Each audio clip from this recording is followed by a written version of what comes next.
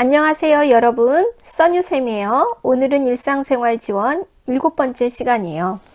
자, 당뇨병 대상자의 식사관리. 그래서 당뇨병에 대해서 좀 알아봤어요. 췌장을 망가지게 하는 것은 첫 번째가 과식이고, 두 번째가 굶는 거고, 세 번째가 스트레스고, 그 다음에 네 번째가 피로라고 했어요. 그러니까 과식도 나쁘고 굶는 것도 나빠요. 그러면 그 사이에 있는 게 무엇이냐? 그렇죠. 소식이에요. 그래서 장수하신 분들 인터뷰를 하면 적게 먹고 즐겁게 살지 이렇게 대답하시죠.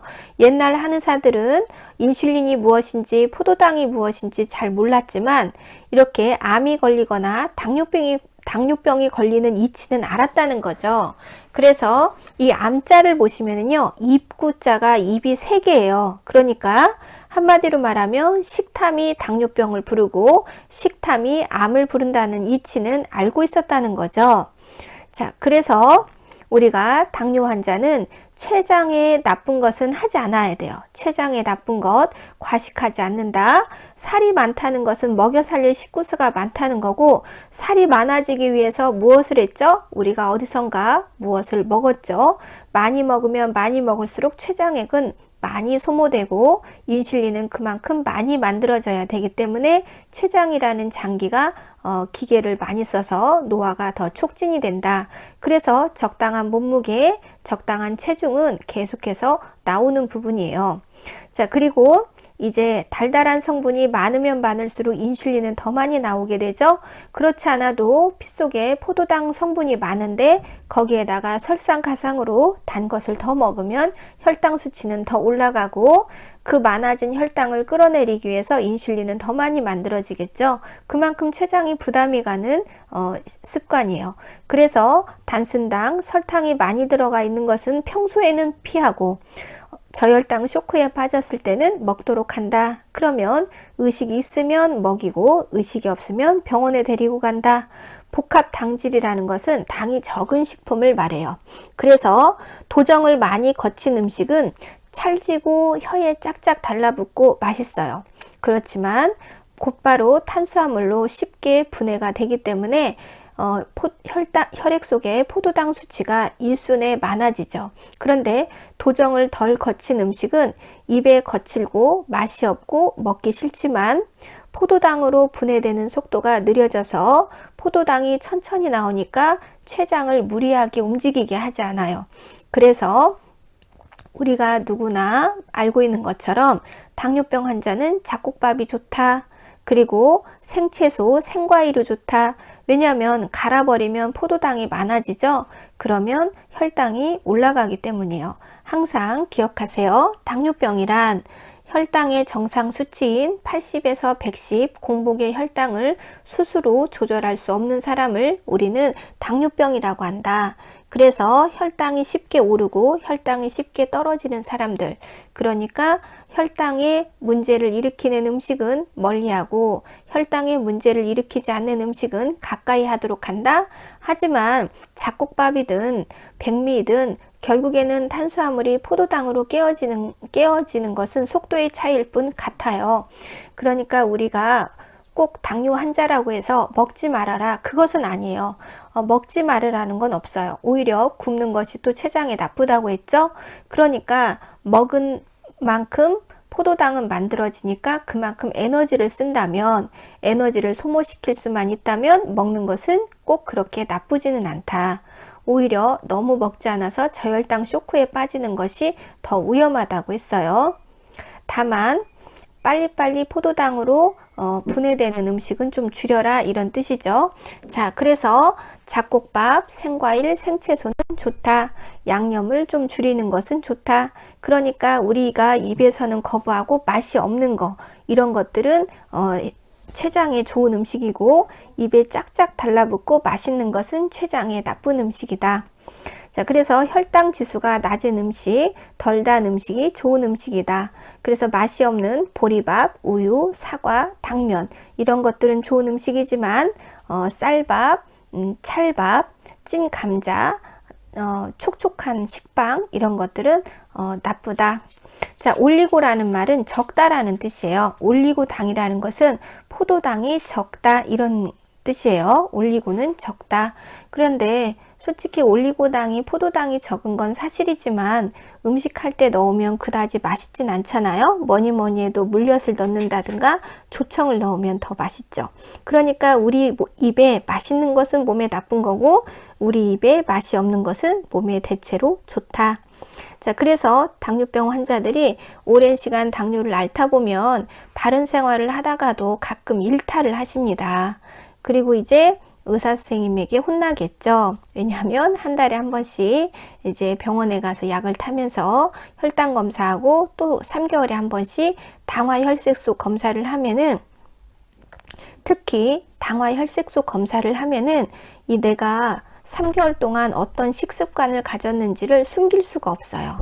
자, 그러면 당화 혈색소란 무엇이냐면 우리 피 속에는 적혈구와 백혈구와 혈소판이 있어요. 그런데 그 피마다 각각 수명이 있는데 적혈구가 수명이 가장 길고 우리 몸에 제일 중요한 피예요. 그런데 적혈구의 정상 수명은 120일입니다. 그런데 이 적혈구가 포도당이라는 성분을 만나게 되면 수명이 줄어들어요. 90일로. 그러니까 우리 피 속에 120일을 갖춘 적혈구가 많은 게 더 좋죠. 그래서 수명이 짧은 포도당과 결합된 그 적혈구가 많을수록 우리 몸은 심혈관계 질환, 신부전 이런 각종 합병증과 점점 가까워지고 있다는 신호예요. 그래서 당화 혈색소 검사가 6.5를 넘지 않는 것이 가장 이상적이고 당이 잘 유지되고 있다고 보죠. 그래서 6을 넘지 않으면 더더욱 좋다. 자, 그래서 우리가 당화 혈색소 검사는 이분의 3개월 동안의 식습관을 들여다볼 수 있는 검사예요. 이 검사를 해서 이 수치를 보고 의사 선생님이 아는 거예요. 요즘에 과하게 드셨군요. 또 떡을 또 많이 드셨군요. 이걸 알아요. 그러면 환자는 당황합니다. 어떻게 하셨나? 검사 데이터를 보고 아는 거죠. 우리가 이제 집에서 그 쓰는 혈당 체크기는 현재의 혈당 수치를 보는 거예요. 그래서 좀 전에 내가 무엇을 먹었느냐에 따라서 혈당이 좀 들쑥날쑥 하는데 이 HbA1c 검사는 아주 정확해요. 3개월의 토탈을 볼 수 있기 때문에, 그래서 조금이라도 검사 수치가 좀 적게 나오게 하려면 검사 당일날 아침에 굶고 가시면 더 수치가 조금 더 떨어지게 나옵니다.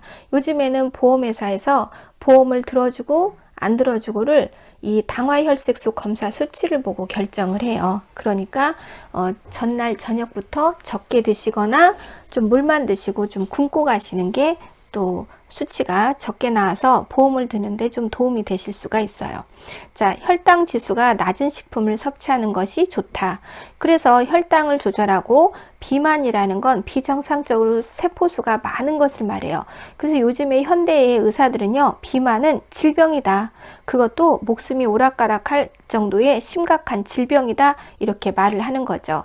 왜냐하면 식탐이 모든 소화기와 관련된 질환을 부른다고 이미 증명이 많이 되었기 때문이에요. 그런데 또 한 4, 5년 전인가 미국에서 이런 논문이 나온 적이 있었어요. 오히려 비만한 사람이 날씬한 사람보다 더 오래 산다. 왜냐면 이 비만한 사람이 에너지가 더 충만해서 더 오래 산다는 거예요. 그런데 그게 또 아주 일리가 없진 않아요. 왜냐하면 빼빼 마른 사람과 좀 체격이 있는 사람이 감기가 걸리잖아요. 그러면 좀 체격이 좀 좋으신 분들이 감기를 더 쉽게 탈탈 털고 일어나잖아요. 그런 걸 보더라도 적당한 체중, 그것보다 조금 많은 것도 때에 따라 나쁘지 않다. 그래서 그 논문이 나오면서 이 미국에 있는 그 뚱뚱하신 분들이 다이어트를 또 포기하셨다는 거 아니에요? 그렇지만 이제 의사들은 한결같이 말해요. 비만하지 않은 것보다 비만한 것이 훨씬 고혈압, 당뇨, 신부전에 더 가까이 가기 때문에 비만은 심각한 질병이다. 그래서 살과의 전쟁은 끝나지 않을 것 같습니다. 이 세상에 맛있는 게 얼마나 많아요. 그 많은 것을 먹고 싶은 욕망과 또 건강해지고 날씬해지고 싶은 욕망의 충돌이 우리로 하여금 고민하게 만드는 거죠. 자, 그래서 치료와 예방에 도움이 된다. 살을 줄이면 줄일수록 우리 세포의 식구수를 줄이는 거니까 그만큼 소화기 장기를 덜 혹사시킨다는 거죠. 그리고 이제 췌장이 이미 고장나 버리신 분들이 당뇨병 환자예요. 그러니까 지방 섭취를 줄일 수밖에 없어요. 왜냐하면 췌장에서 기름기를 소화하고 고기를 소화시킨다고 했죠. 그러니까 기름기를 소화시키는 리파제가 또 잘 나오지 않아요. 물론 담즙이 있긴 하지만, 그래서 당뇨병이 있는 사람이 당뇨가 없는 사람보다 기름기를 분해하고 버리는 능력이 좀 떨어지기 때문에 이 기름기가 복부와 내장과 혈관 안에 더 많이 쌓이게 돼요. 그래서 음식을 먹을 때 기름기를 좀 제거하고 먹으면 좋다. 그럼 우리가 기름기를 밖에 내어놨을 때 응고되는 성질을 가진 이 기름들을 포화지방이라고 해요. 포화라는 것은 쌓인다. 이 포만감이라는 건 배부르다는 뜻이에요. 이 탄수화물의 가장 큰 매력은요, 배가 부르다는 거예요. 사실 고기로 배부르기는 좀 쉽지 않죠. 그래서 많이 먹죠. 그래서 저 같은 경우에도 고기와 밥을 같이 먹어야 포만감이 있어서 좀 행복한 느낌이 들거든요. 그래서 저는 꼭 고기 먹을 때 밥을 먹어요. 저는 생각보다 잘 먹고 많이 먹습니다. 제가 저를 보고 겉에만 보고는 많이 안 먹을 줄 알아요.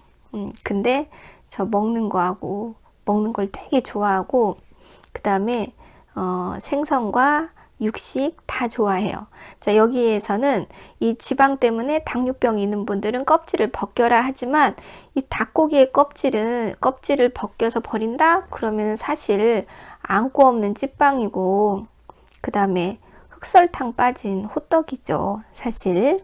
하지만 당뇨 혈당이 400, 500 찍는 분들은 기름기를 조심하셔야 합니다.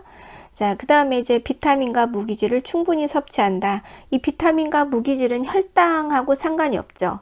우리 몸의 이 밸런스를 조절해주는 중요한 물질이고, 그러다 보니까 그분이 당뇨병이건 고혈압이건 심혈관계 질환이건 비타민과 무기질을 많이 먹는 것은 무죄다. 그리고 이제 당뇨가 조절이 잘 되지 않는 분들은 술을 좀 줄이도록 한다. 왜냐하면 술이라는 것은 압력을 또 높이죠. 알코올이 몸 안에 일시에 많이 들어오면 압력이 올라가고, 또 술은 또 칼로리가 높아요. 그러다 보니까 이제 술이 포도당 수치를 올리게 되죠. 그리고 이제 알코올이 칼로리가 높고 또 이 남은 부분이 지방으로 또 몸 안에서 전환이 돼요. 그만큼 혈관에 때가 또 잘 끼고 혈관에 압력을 올리고 포도당 수치를 올리게 하는 음식이 술이라고 보시면 되죠. 그리고 이제 곡류를 가지고 만드는 술들은 더 포도당 수치를 올리죠. 그래서 술을 한 잔 드신 것은 밥을 한 공기를 드신 거와 같아요. 그래서 술과 밥을 다 같이 먹는 것은 좀 고혈당으로 올리는 방법 중에 하나죠. 그래서 술을 좀 줄이도록 한다. 이 책에서는 제한이라고 돼 있어요. 제한이라는 말은 주지 말아라. 아예 먹을 생각을 하지 말아라. 이런 뜻이죠. 그렇지만 이 췌장은 또 스트레스에 약해요. 그러니까 이런 분들 있죠. 내가 오늘 이 술 한 잔을 안 먹으면 스트레스를 너무 많이 받을 것 같아요. 그러면 드세요. 대신 드시고 나서 혈당이 올라갈 거니까 집에 있는 자전거를 타시거나 줄넘기를 뛰시거나 계단을 오르락내리락 해서 많아진 혈당을 소모시키시면 됩니다. 자, 일정한 시간에 식사를 규칙적으로 한다. 일정한 시간, 정해진 시간, 규칙적인 이런 말이 들어간 것은 길들인다는 뜻이에요. 길들인다. 우리 소화기를 길들인다. 정해진 시간에 먹는 이 패턴을 길들이면 위산이 나오려고 준비하고 있고 췌장액이 나오려고 준비하고 있죠. 그래서 소화기 장기의 리듬을 길들여주는 이 좋은 습관은 좋다. 그래서 우리가 엄마 옆에서 밥을 먹었던 시절에는요, 이 위장병이 없는 거예요. 왜냐하면 엄마가 내 위를 잘 길들여 줬기 때문이죠. 그런데 내가 이제 어른이 돼서 혼자 객지에서 생활을 해요. 그러면 먹을 때는 많이 먹고 굶을 때는 또 굶어요. 이런 생활을 하다 보면은 어렸을 때 없던 위장병이 생기죠. 위장병이 생기고 향수병이 돋아나고, 그래서 나중에 어떻게 하죠?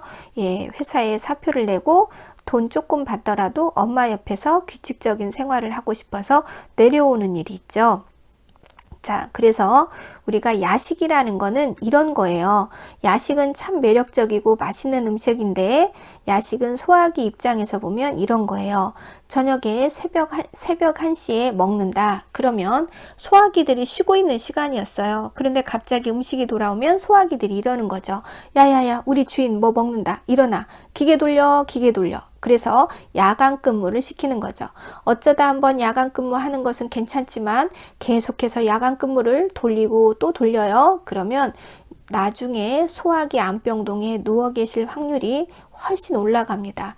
실제로 소화기 암병동에는 24시간 특히 야간에 근무를 하는 직업을 가지신 분들, 야식집을 하거나 술집을 하거나 뭐 24시간 편의점을 하거나 이런 분들 있죠. 그런 분들이 소화기 암병동에 많이 계세요. 그래서 이제 낮에 인간은 깨어 있으면 낮에 인간이 깨어 있으면 에너지를 소모해서 아침도 먹고 점심도 먹고 간식도 먹어요. 하지만 밤에 깨어 있으면 낮보다 에너지를 더 많이 쓰게 돼요. 그러니까 나도 모르게 뭔가 먹고 싶어져요. 그래서 이제 야식을 먹죠. 그러면 이제 그 밤 동안에 일을 할 수 있는 에너지를 얻는데 그만큼 소화기는 혹사를 당하는 거죠. 이런 패턴을 오래 살다 보면은 이제 돈은 많이 모았지만 몸이 망가지게 돼서 소화기 암병동에서 이제 불행한 시간을 보내시다가 후회하면서 가시는 분들이 꽤 많아요. 그래서 이제 겨우 고생해서 건물도 사고 먹고 살만한데 내가 이것을 누려보지도 못하고 이렇게 죽어야 하다니, 그래서 많이 울고 그러시거든요. 그런데 이렇게 보면은 내가 그만큼 육체를 썼어요. 내가 그만큼 애간장을 태웠어요. 그러면 꼭 대가를 지불하더라고요. 제가 존경하는 교수님이 이런 말씀을 하셨어요. 이 암이라는 것은 어떤 사람들이 걸리냐? 열심히 살아온 사람들이 걸린다. 인생을 열심히 살기 위해서 질주한 사람들이 걸리는 게 암이다. 이런 말씀을 하셨는데 제 주변에도 보면은 맞는 말씀인 것 같아요. 저도 제가 암이라는 진단을 받았을 때 정말 힘들었거든요. 정말 나는 열심히 살았는데 왜 나한테 이런 병이 왔을까? 그때 또 그 교수님이 하신 말씀이 생각이 났어요. 저 역시도 좀 많이 열심히 정말로 정말 한눈 안 팔고 열심히 살았거든요.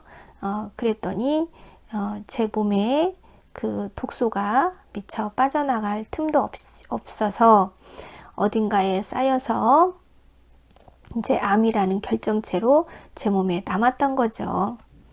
자, 그래서 당뇨병 식사관리의 기본 목표는 췌장을 혹사시키지 않고 혈당의 수치를 올라가거나 떨어지지 않게 하는 거예요. 그래서 정상에 가까운 혈당을 포도당 수치를 유지하도록 노력하는 것, 그래서 짠 거 덜 먹고 단 거 덜 먹고 자극적인 음식 덜 먹고 알코올도 좀 덜 먹고, 그리고 일정한 시간표대로 식사를 하고 소량씩 먹고 그만큼 먹은 만큼 운동하고. 그러니까 당뇨는 3요법이 중요해요. 일단은 식이요법, 그 다음에 식후 30분의 운동요법, 그리고 의사 선생님의 지시를 잘 따르는 약물요법, 이 3요법을 잘 지키시면 우리가 걱정하는 만큼의 그 합병증이 빨리 오지는 않습니다.